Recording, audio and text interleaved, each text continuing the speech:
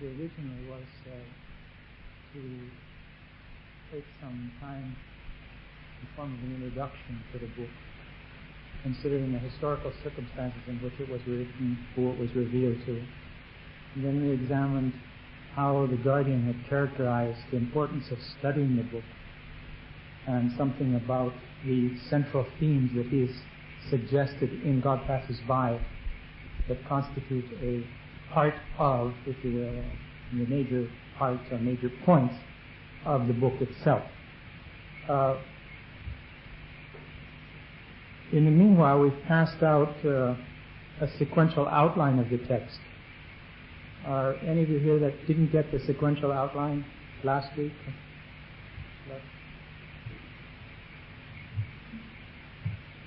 Somebody like to? Also, if you weren't here last week, if you haven't gotten the questions, there's a list of suggested questions related to the first two sections of Part 1. While we're at it, there's a list of the major themes from the Kitáb-i-Íqán. Once we get those passed out.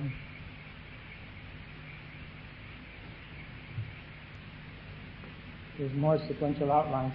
You still have some. Now, any of you that didn't get the list of major themes from the Íqán? And some of you didn't read that?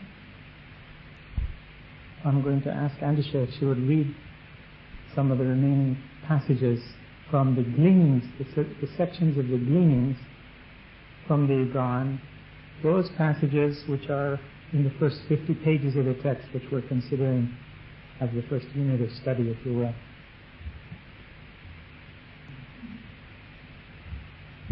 Page 11 to 12.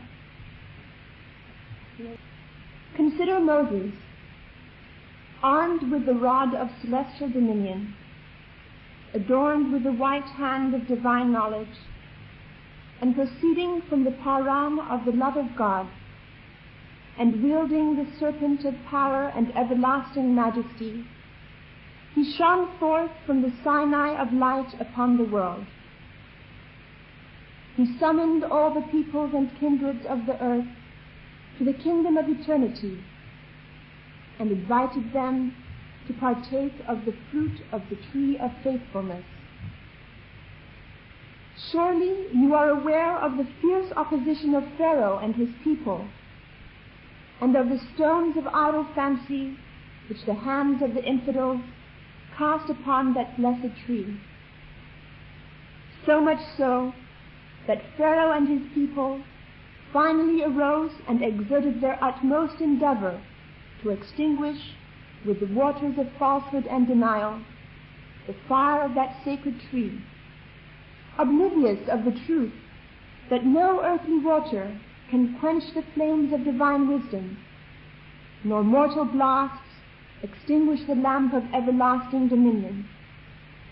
Nay, rather, such water cannot but intensify the burning of the flame, and such blasts cannot but ensure the preservation of the lamp, were ye to observe with the eye of discernment, and walk in the way of God's holy will and pleasure. And when the days of Moses were ended, and the light of Jesus, shining forth from the dayspring of the Spirit, encompassed the world, all the people of Israel arose in protest against him. They clamored that he whose advent the Bible had foretold must needs promulgate and fulfill the laws of Moses, whereas this youthful Nazarene, who laid claim to the station of the divine Messiah, had annulled the laws of divorce and of the Sabbath day, the most weighty of all the laws of Moses. Moreover, what of the signs of the manifestation yet to come? These people of Israel are even unto the present day still expecting that manifestation of holiness which the Bible hath foretold.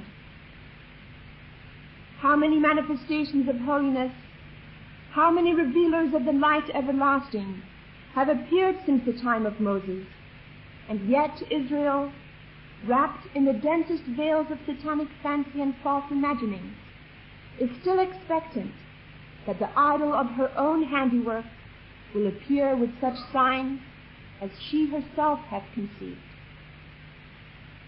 Thus hath God laid hold of them for their sins, hath extinguished in them the spirit of faith, and tormented them with the flames of the nethermost fire.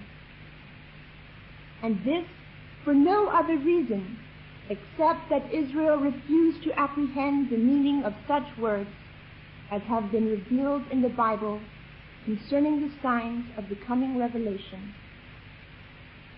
As she never grasped their true significance, and to outward seeming, such events never came to pass, she therefore remained deprived of recognizing the beauty of Jesus and of beholding the face of God. And they still await his coming.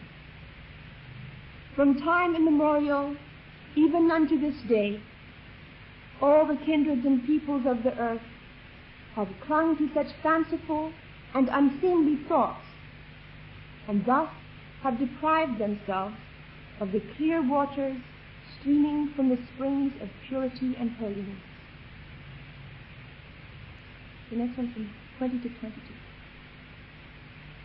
To them that are endowed with understanding, it is clear and manifest that when the fire of the love of Jesus consumed the veils of Jewish limitations, and his authority was made apparent and partially enforced, he, the revealer of the unseen beauty, addressing one day his disciples, referred unto his passing, and kindling in their hearts the fire of bereavement, said unto them, I go away and come again unto you.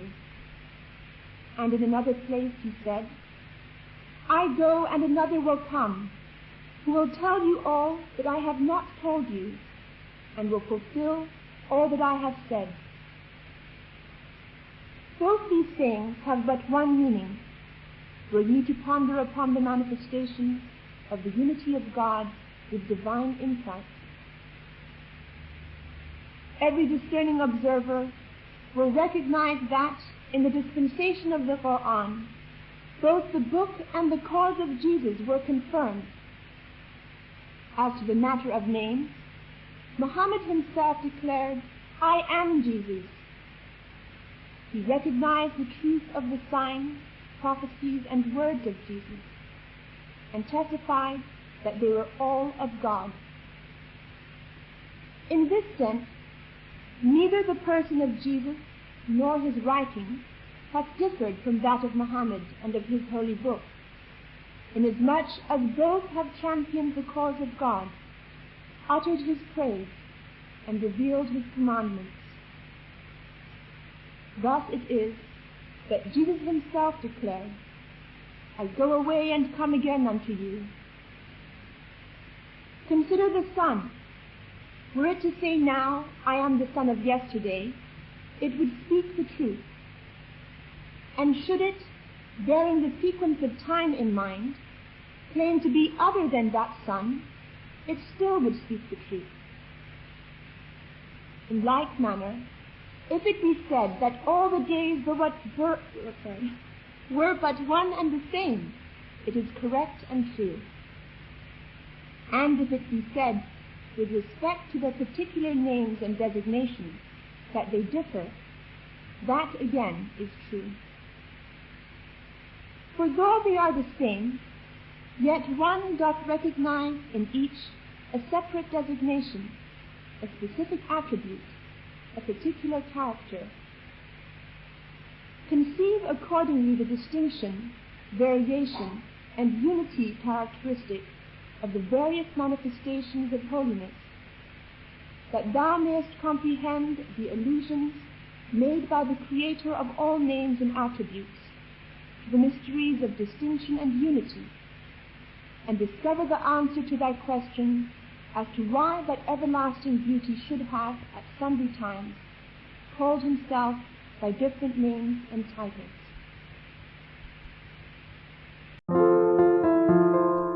Please click like for this video and subscribe for more great content.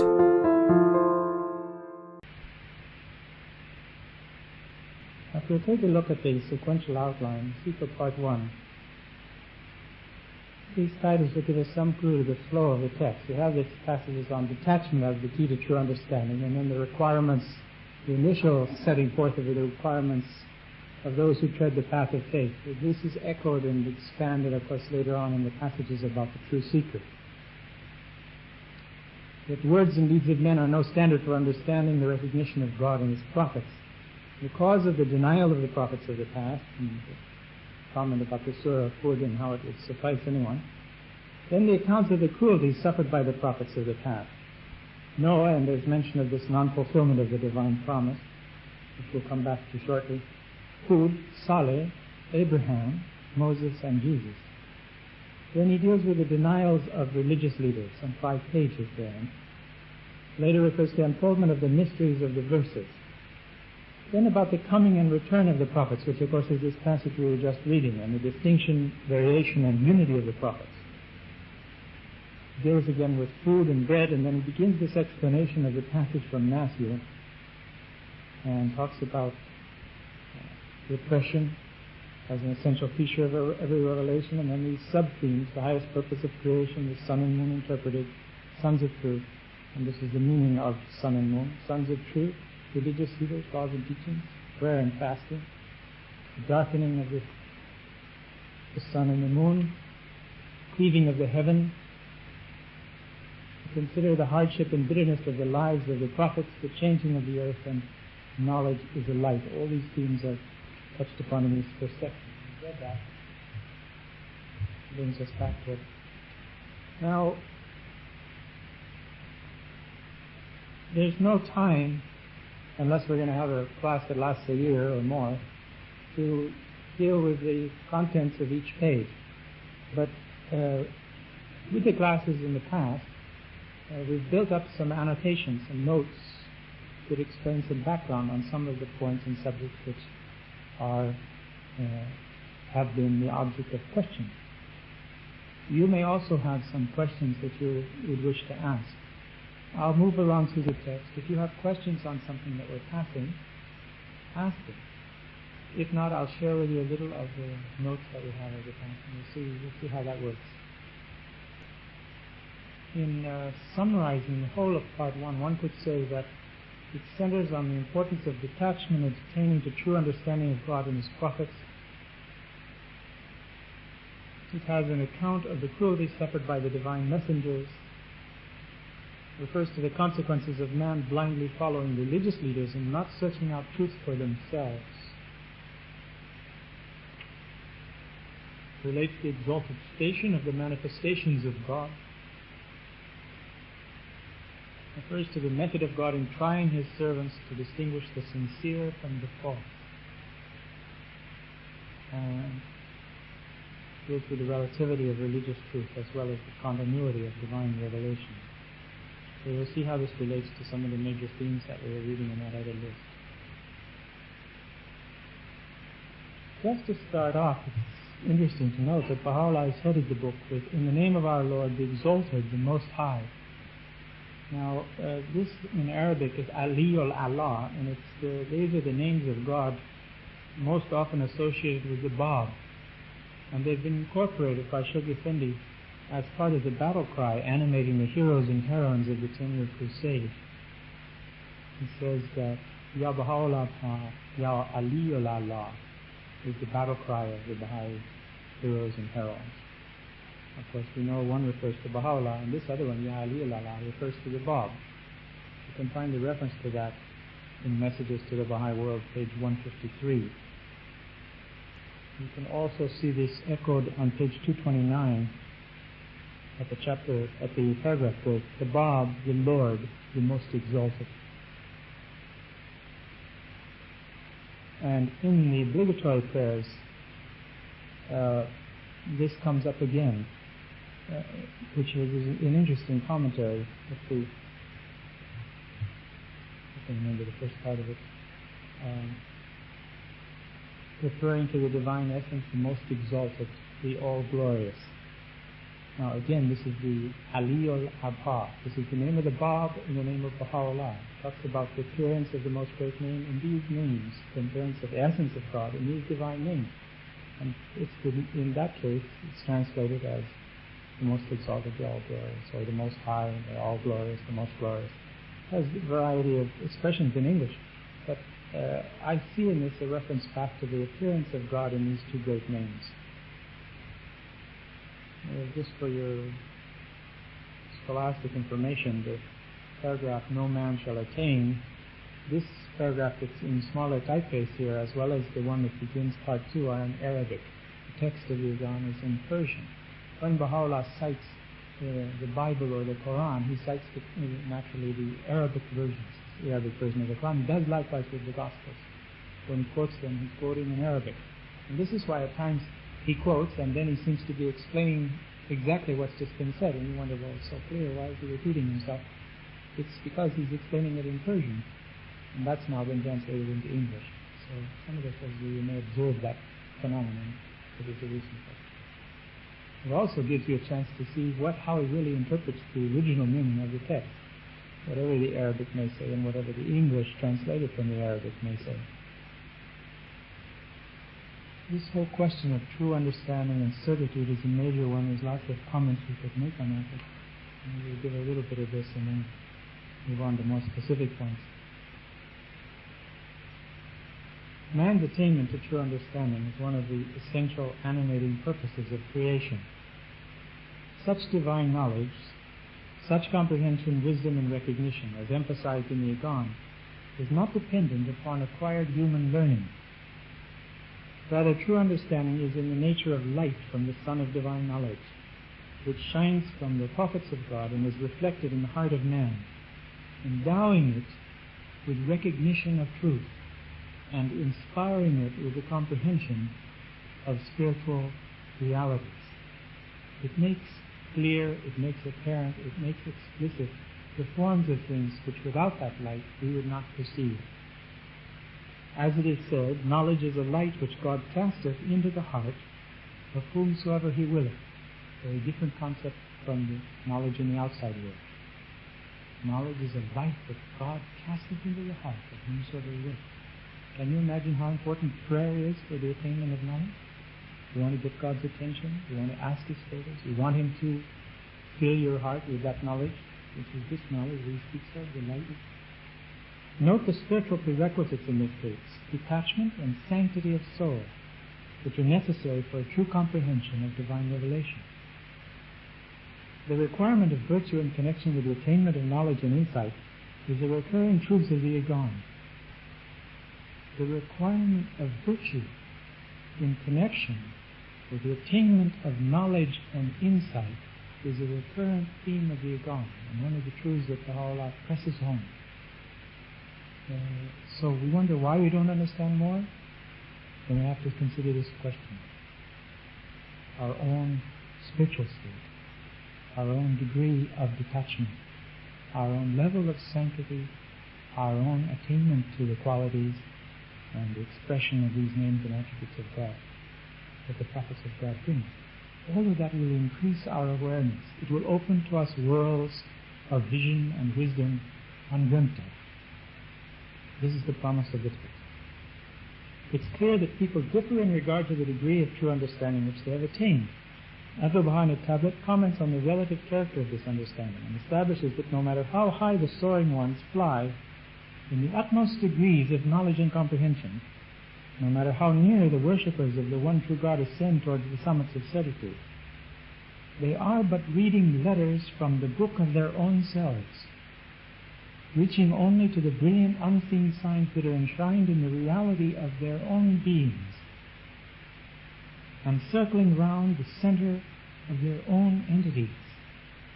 He further emphasizes that the degrees which are beyond their realms of understanding shall never be perceived nor understood by them. But there is so much latent in the human soul that we never finish in that discovery.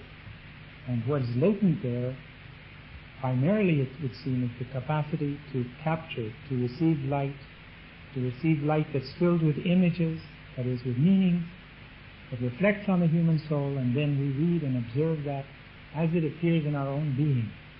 Somehow the fabric of our being is dyed and cast and changed and transformed, one understanding and perception after another, through the divine influence that surrounds us.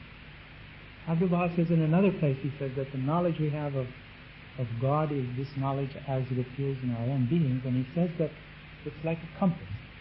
Our understanding has a place, and that is our own reality. And however far we can circle with the compass of our being, however much we take in, the center of it is always our own soul, our own consciousness, not the consciousness of God, not the consciousness of Baha'u'llah. This is why we never transcend our station, if you will. We may transcend our state, but not our station. That is the station of the human soul and the ultimate station of the illumined, sanctified human soul. But that becomes sufficient center for the reception of divine wisdom and knowledge as to make it the acme of creation, the highest point of creation, the sign of both worlds, the outer world and the inner worlds of God.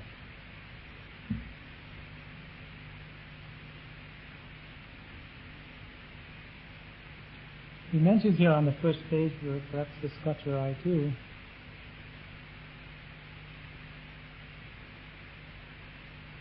in that opening paragraph, to be detached from all that is in heaven and on earth. People say, well, why should we be detached from what's in heaven? Isn't that what we're after anyway? What we should be looking for? Desire for either earthly goods or heavenly treasures constitutes an improper motive for seeking God's good pleasure. The Bab in the Bayan states, if thy gaze should be on paradise, and thou shouldst worship him while cherishing such a hope, thou wouldst make God's creation a partner with him, notwithstanding the fact that paradise is desired by him.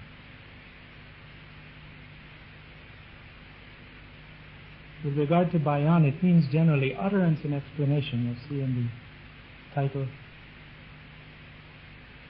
according to the dispensations of providence, hath been raised in the firmament of the Bayan. And in the Bab's writings, it's oftentimes specifically the Persian Bayan which is referred to, but also he says there that the Bayan refers to all of his writings. And this is confirmed again by Baha'u'llah in Prayers and Meditations on page 285. He said, should anyone consider thy books which thou didst name the Bayan, and ponder in his heart what hath been revealed therein, he would discover that each of these books announceth my revelation. So again he gives the idea of multiple books, not just the Persian Bayan and the Arabic Bayan, but all of the writings of it. This term, they that tread the path of faith, these are the wayfarers in the path of faith, have been defined in Islamic mysticism as those who have freed themselves from vain imaginings, who have subdued the animal side of their nature, and have set foot on the way of faith, and by the aid of God, after passing the 7 valleys or cities, as explained in the 7 valleys, attain the object of their quest. Certitude we discussed in an earlier class. This question of standard, a standard by which to weigh things, the principle of reference to the revealed Word of God as the balance in determining the truth of things is most powerfully stated by Baha'u'llah in his most holy book, in the Kitáb-i-Íqán, where he says, weigh not the book of God with such standards and sciences as are current amongst you, for the book itself is the unerring balance established amongst men. In this most perfect balance, whatsoever the people and kindreds of the earth possess must be weighed, while the measure of its weight should be tested according to its own standards, which ye but know. On page 4 we have the first reference that people would come to on the manifestations of God. Yearningly awaited the advent of the manifestations of God in the sanctified persons of His chosen ones.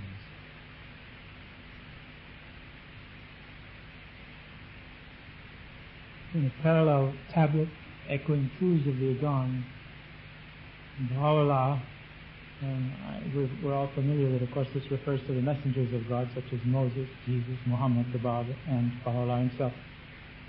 He says, in the kingdom of earth and heaven there must needs be manifested a being, an essence, who shall act as a manifestation and vehicle for the transmission of the grace of the divinity itself, the sovereign Lord of all. Through the teachings of this day star of truth, every man will advance and develop until he attaineth the stations at which he can manifest all the potential forces with which his inmost true self hath been endowed. And then again in another place he says, the person of the manifestation hath ever been the representative and mouthpiece of God. He in truth is the day spring of God's most excellent titles and the dawning face of his exalted attributes. Through the Gleanings, page 66 and page 70. And more about the nature of the manifestation, if you want to make cross-references there, are pages 33-34 of the Íqán, and 67 of the Íqán, and 103 of the Íqán. I have a reference towards the end of that paragraph about the face of God himself. The face of the manifestation, the face of God himself. In this regard, Baha'u'llah proclaims, this is the day whereon naught can be seen except the splendors of the light that shineth from the face of thy Lord, the gracious, the most bountiful. He who from everlasting had concealed his face from the sight of creation is now come. And again he says, O leaders of religion, who is the man amongst you that can rival me in vision or insight? Where is he to be found that dareth to claim to be my equal in utterance or wisdom? No, by my Lord the All-Merciful, all on the earth shall pass away. And this is the face of your Lord, the Almighty, the Well-Beloved. This is from Gleanings, page 2931 and 199, first prequel. He refers to the Surah of Hud. He says, to them that are possessed of true understanding and insight, the Surah of Hud surely sufficeth. Ponder a while those holy words in your hearts, and with utter detachment strive to grasp their meaning. Examine the wondrous behavior of the prophets, and recall the defamations and denials uttered by the children of negation and falsehood. Perchance you may cause the bird of the human heart to wing its flight away from the abodes of heedlessness and doubt into the nest of faith and certainty, and drink deep from the pure waters of ancient wisdom, and partake of the fruit of the tree of divine knowledge. Such is the share of the pure in heart of the bread that hath descended from the realms of eternity and holiness.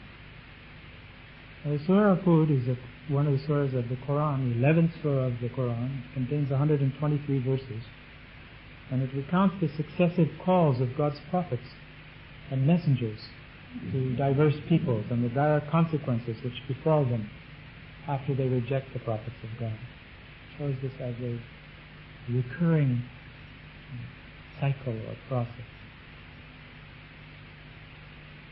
We'll come to identifying Hud in a little while also.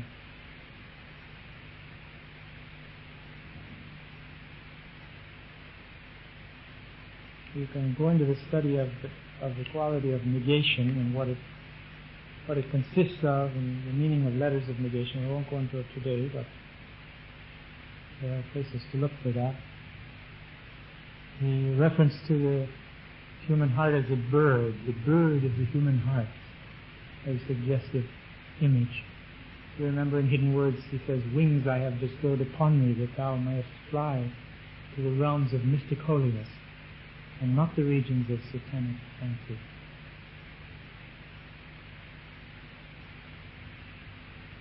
We're told that if a bird is always soaring higher, its progress will be continual. But if it relaxes in its efforts, it will necessarily descend toward the earth. Bread, the image of bread. Here we have the inner meaning of manna from heaven as found in past scriptures. In another place, Baha'u'llah says, that which is preeminent above all other gifts and incorruptible in nature and pertaineth to God himself is the gift of divine revelation. Every bounty conferred by the Creator upon man, be it material or spiritual, is subservient unto this. It is in its essence and will ever so remain the bread which cometh down from heaven. He hath indeed partaken of this highest gift of God, who hath recognized his manifestation in this day. Congratulations. At least we got that far, didn't we? Some of these other things are more tantalizing.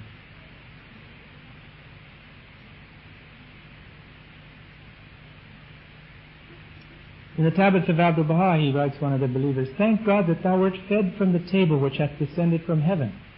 That food is," quote, "I am the bread which descended from heaven," recorded in the Gospel. That is to say, faith, certainty, love, and knowledge. On a description of the bread, there it is. Faith, certainty, love, and knowledge.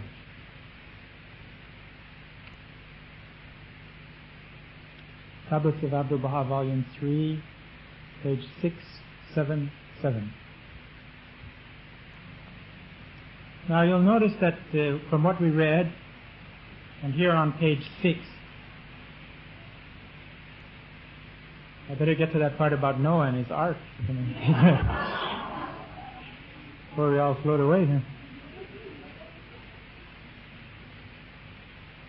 See on page 6, the paragraph, "Should you acquaint yourself with the indignities heaped upon the prophets of God and apprehend the true causes of the objections voiced by their oppressors, you will surely appreciate the significance of their position." Now he makes an interesting promise with this. "Moreover, the more closely you observe the denials of those who have opposed the manifestations of the divine attributes, the firmer will be your faith in the cause of God."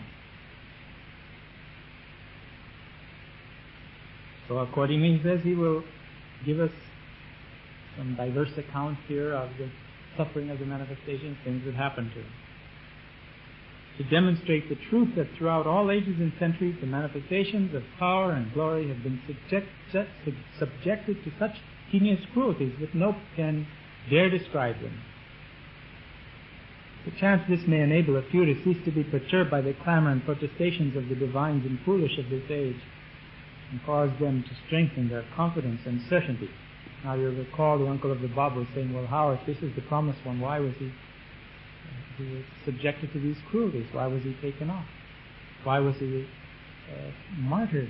Why was he imprisoned? They thought of their Qaim as being triumphant, as coming with the sovereignty of God, that is, with the government of God, to rule all peoples. And it was just the opposite happened to the Bab, as far as he could see. The second part of the Íqán goes into this question of the implications and meaning of sovereignty, spiritual sovereignty, as mentioned and promised in the Holy Books. Parallel to this is a very interesting passage in the Deen, pages 57-58. "Thou hast known how grievously the prophets of God, his messengers and chosen ones, have been afflicted. Meditate a while on the motive and reason which have been responsible for such a persecution. At no time, in no dispensation, have the prophets of God escaped the blasphemy of their enemies, the cruelty of their oppressors, the denunciation of the learned of their age, who appeared in the guise of uprightness and piety. Day and night they passed through such agonies as none can ever measure, except the knowledge of the one true God, exalted be his glory. And again, such hath been the perversity of men and their transgressions, so grievous have been the trials that have afflicted the prophets of God and their chosen ones, that all mankind deserveth to be tormented and to perish. God's hidden and most loving providence, however, hath, through both visible and invisible agencies, protected and will continue to protect it from the penalty of its wickedness."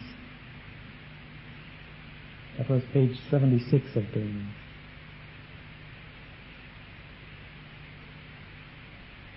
Now, Baha'u'llah begins the brief accounts of the ministries of a number of the prophets, and he starts with Noah. I think, on your own, you can study if you want to find the Quranic references to Noah. You find a good Quran and an index. I don't need to read all these out. And also the biblical ones. They're all there. They're interesting to read about and see what the background was. In this connection, Shoghi Effendi has written in a letter on his behalf. He says, the ark and the flood, we believe, are symbolical. For those of you that are familiar with the traditional stories. Now, among the prophets was Noah, page 7. For 950 years he prayerfully exhorted his people. It's a long life, wasn't it? Someone fortunately asked the Guardian about this. The Guardian advises that the period of 950 years referred to in the Íqán as the time Noah exhorted the people refers to the period of his ministry. The term year does not refer to a period of time such as our year. It was entirely different, and thus does not extend over any such period as our present term year would imply. This is a letter dated 3rd March 1957. Approximately 6,000 years have elapsed since the appearance of Adam. The ages of the prophets specified in the Bible were based on a different calculation than the one used at present. The years mentioned in the Bible were different from ours. It was 26 January 1939. It's interesting to note that the Bible makes no reference of Noah until he is said to be 500 years old, when he begets 3 sons. Genesis 5:32. There is a reference here, page 7, such pain and suffering. Where is that? All right. None, however, heeded his call. Each day they inflicted on his blessed person such pain and suffering that no one believed he could survive. According to a tradition attributed to the Imam Sadiq, Noah was several times so badly beaten by the infidels that his ears would gush with blood, and he would for a time lose consciousness. Noah's followers would beg him to ask God to punish the unbelievers, but Noah would instead pray for them. Further down in the stage, but when the hour struck, the divine promise was not fulfilled. Above that, he says, long afterwards he several times promised victory to his companions and fixed the hour thereof, but when the hour struck, the divine promise was not fulfilled. This caused a few among the small number of his followers to turn away from him, and to this testify the records of the best-known books. You must certainly have perused, if not undoubtedly you will. We shall just a moment do that. Finally, as stated in books and traditions, there remained with him only 40 or 72 of his followers.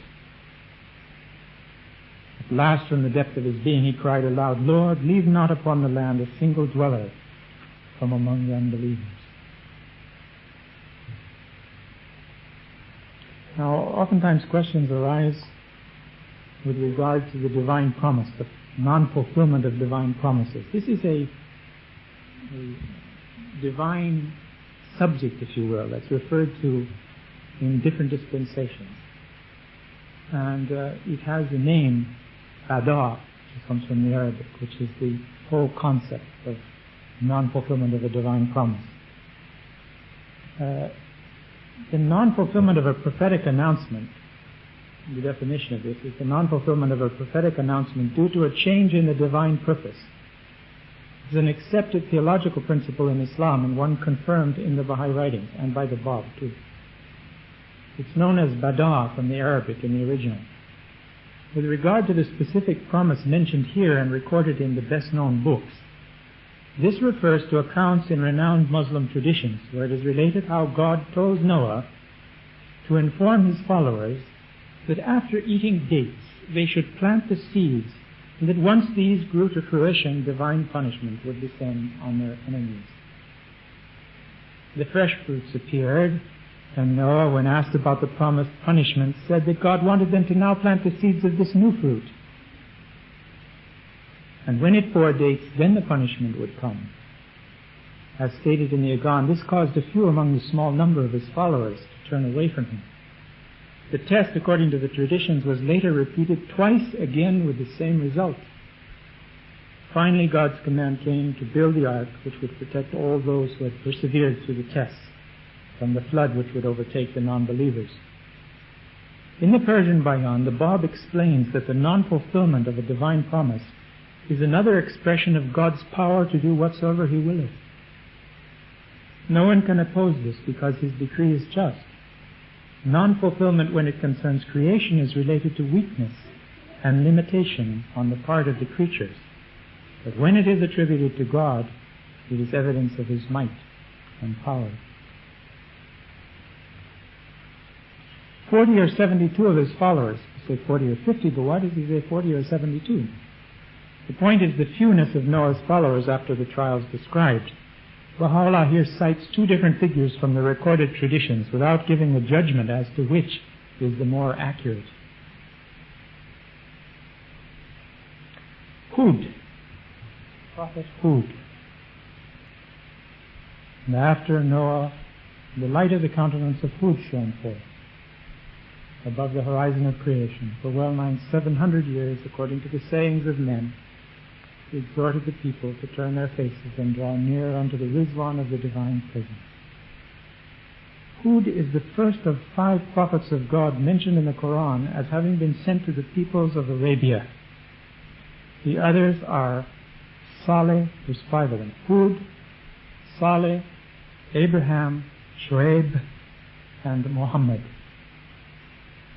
Hud came to the people of Ad. You can find the Quranic references in the index of the Quran easily to this. Ad is known as the grandson of Aram, who was the grandson of Noah. The biblical scholars and Quranic scholars conjecture that Hud is possibly Eber of the Bible. You could see Genesis 10:24 for the connection of that.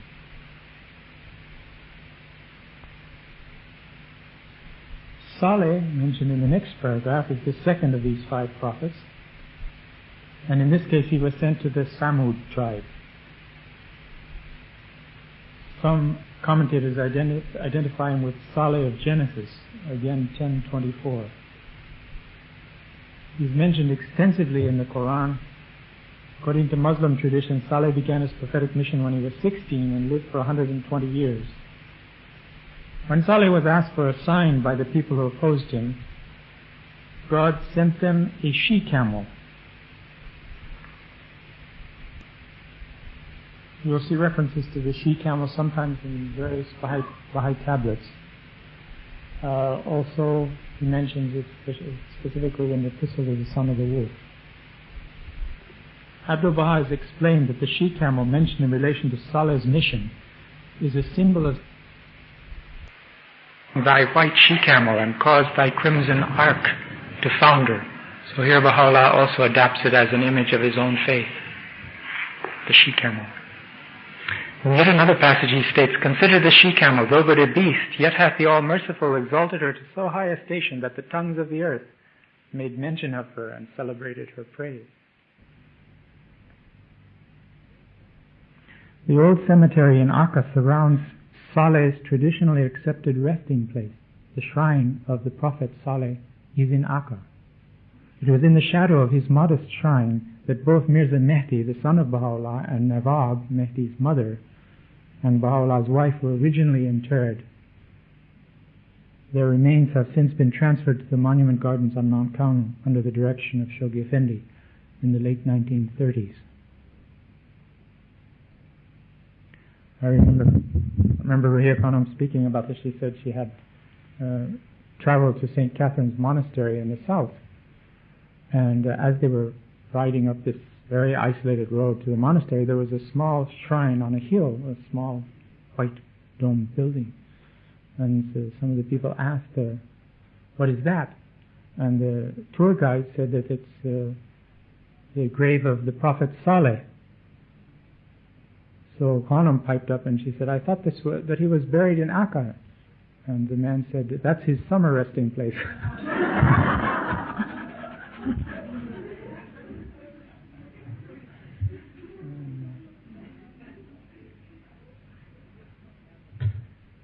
Just to give you some idea that there is confusion as to where these prophets are buried. But the fact that Baha'u'llah had his son buried there and his wife buried there, I think is indicative of the importance and significance of it for us.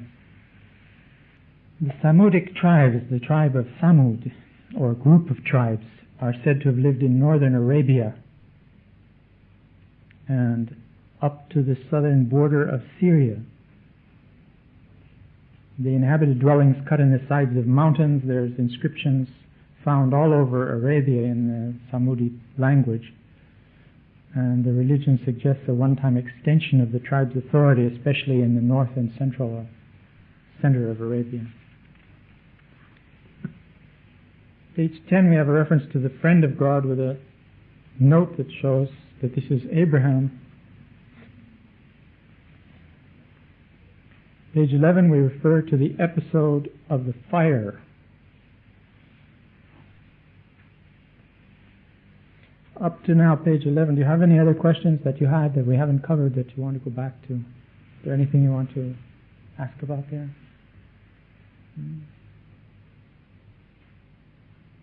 Are you sure? Please feel free to ask if you have something. Episode of the fire.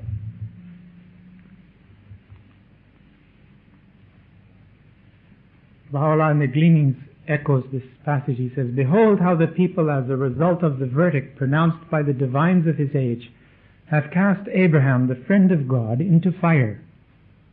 Found in the Gleanings, page 56. It states in the Quran, "They said, 'Burn him and avenge your gods. If ye do this, it will be well.' And when Abraham was cast into the burning pile, we said, 'O fire, be thou cold, and a preservation unto Abraham.'"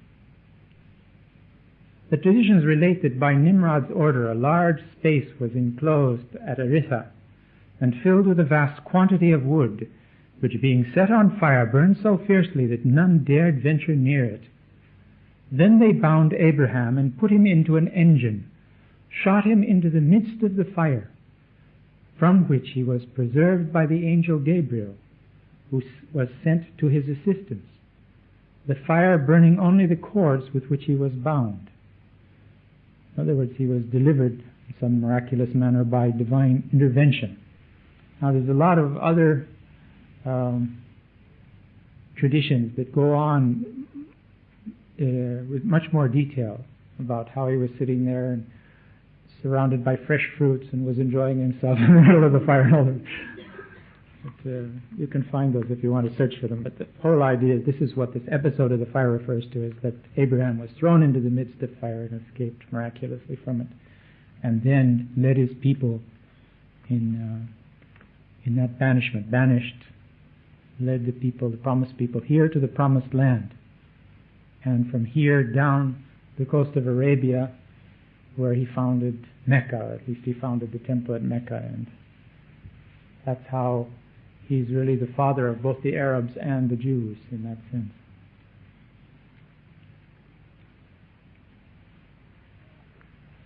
You'll recall that he is an ancestor of Baha'u'llah through his wife Keturah, according to the affirmations of God Passes By and histories we have.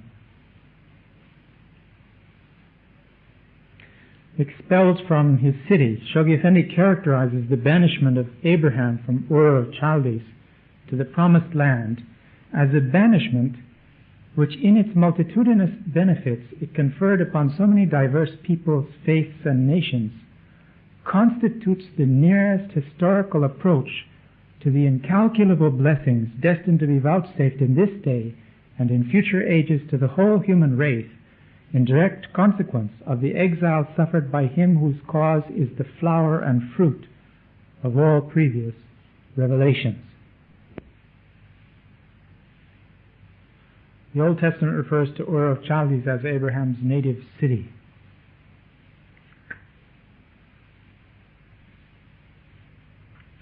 Abdu'l-Baha himself, after enumerating in some answered questions the far-reaching consequences of Abraham's banishment, significantly affirms that since the exile of Abraham from Ur to Aleppo in Syria produced this result, we must consider what will be the effect of the exile of Baha'u'llah in his several removes.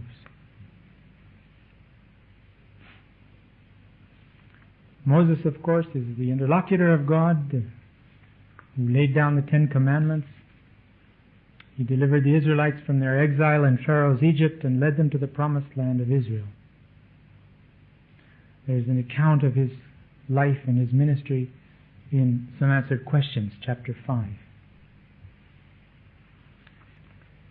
The prophetic references on page 11 to the rod, the white hand, the Quran of the love of God, the serpent of power, and so on. Sinai of light. These are terms used figuratively, evoking the signs which Moses produced before Pharaoh and his court. For instance, in the Quran it says, "So he threw his rod, then lo, it was a serpent manifest. And he drew forth his hand out of his bosom, and behold, it appeared white unto the spectators. White and splendid," recounts an Islamic tradition, "surpassing the brightness of the sun." You remember this thing that in the Hidden Words, Baha'u'llah says, "Remove thy hand from your breast." You know? It's echoing these same images. Baha'u'llah, with regard to himself, revealed, "This is mine hand which God hath turned white for all the worlds to behold. This is my staff, where it cast down it would, of a truth, swallow up all created things."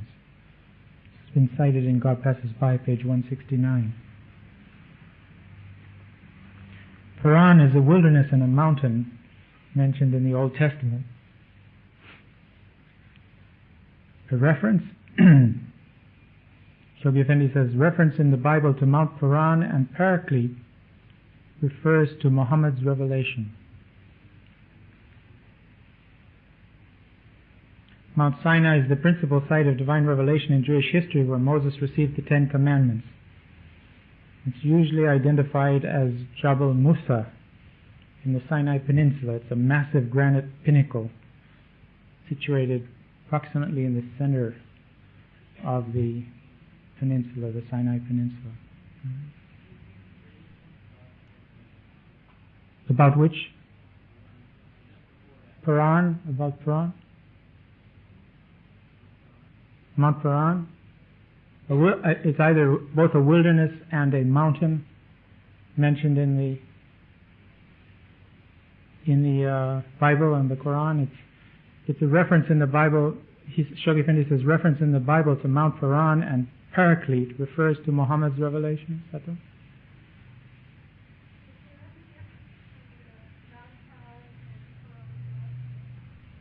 And the Quranic love? The Quran of love. Well, this, of course, is the outer form of it, and he uses them as symbols. I should imagine the Quran of love, the wilderness of love, I don't know, the mountain of love, the wilderness of love. That's the way we'd understand it. The serpent of power, what does he say here? The serpent of power and everlasting majesty. In other words, he's showing the symbolical character of the references in the holy books, or the traditional images that are set down in the scriptures.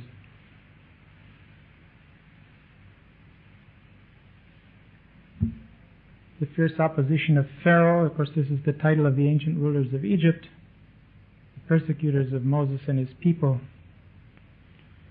Abdul Baha affirms that the kingdom, wealth and power of Pharaoh and his people, which were the causes of the life of the nation, became through their opposition, denial and pride the cause of death, destruction, dispersion, degradation, and poverty. Some Answered Questions, page 50, that comes from.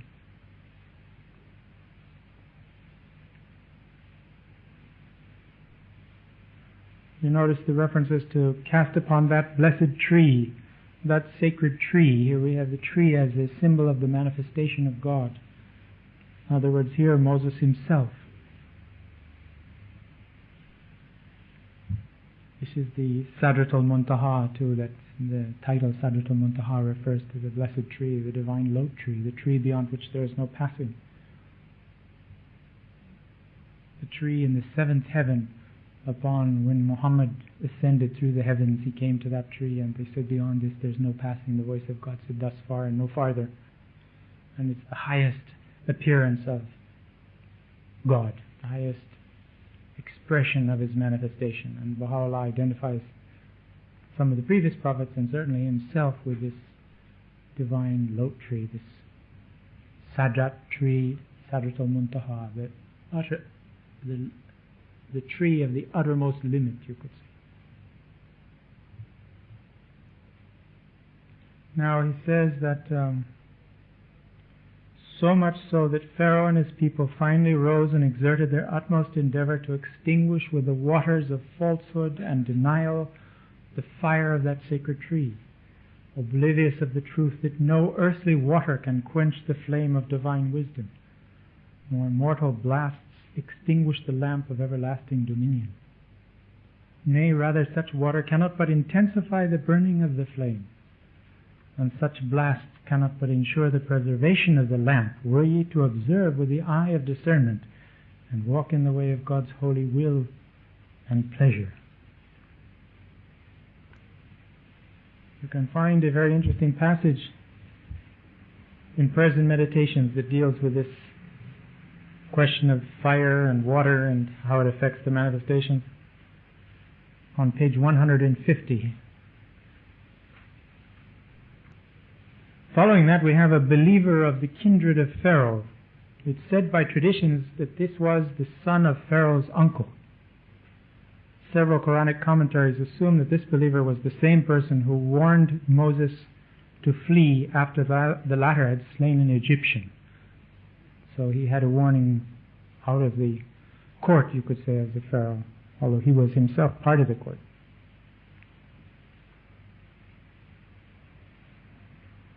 At the end of that paragraph, this self-same believer was put to a shameful death. And the traditions on this say, this is in traditions given by the Imams, they state that Pharaoh's people cut this believer in pieces. The divine protection vouchsafed to him as mentioned in the Quran. You see the verse,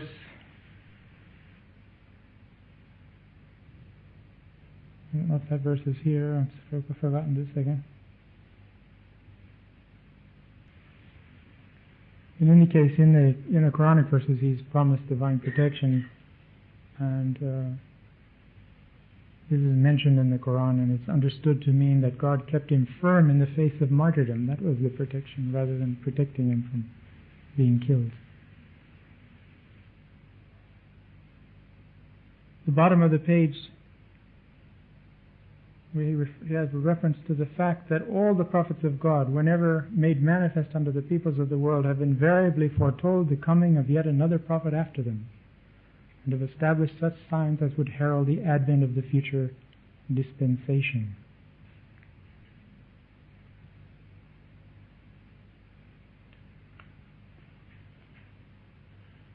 You can find in Abdu'l-Baha a statement that it's a basic principle of the law of God that in every prophetic mission he entereth into a covenant with all believers, a covenant that endureth until the end of that mission, until the promised day when the personage stipulated at the outset of the mission is made manifest. That's in the Selected Writings of Abdu'l-Baha, page 207. Well, it'll give you an idea of, in your own studies you can look for cross-references and find explanations of these things, either in Christian books, Islamic books. Most of the things can be answered to some degree, things that seem puzzling at first sight, by just a little extra searching around. I did most of this from books in my own house, just things in the library that I have.